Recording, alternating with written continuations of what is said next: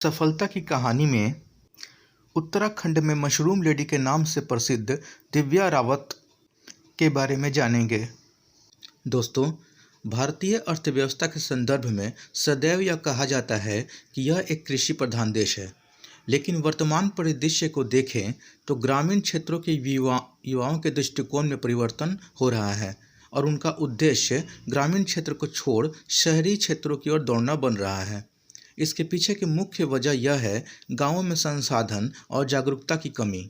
लेकिन इन सबों के बीच आज भी युवा पीढ़ी का एक वर्ग ऐसा है जो गांव की प्राकृतिक संपदा का इस्तेमाल कर दूसरों के लिए उदाहरण पेश कर रहे हैं।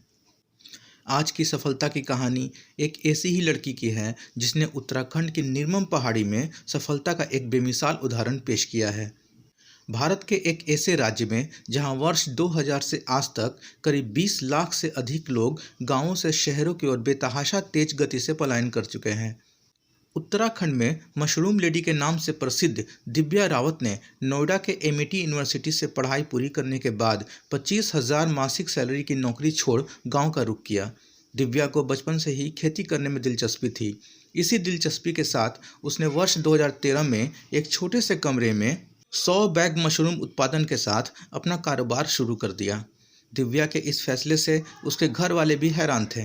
दिव्या ने सबसे अलग पहाड़ों में खंडहर पड़े मकानों से अपने मशरूम का व्यवसाय शुरू किया और आज इनकी कंपनी का प्लांट कई बहुमंजिला इमारतों का सफ़र तय कर चुकी है। शुरुआती सफलता के बाद दिव्या ने सौम्य फूड नाम से एक ब्रांड का निर्माण किया और फिर विदेशों में भी मशरूम का निर्यात करनी शुरू कर दी।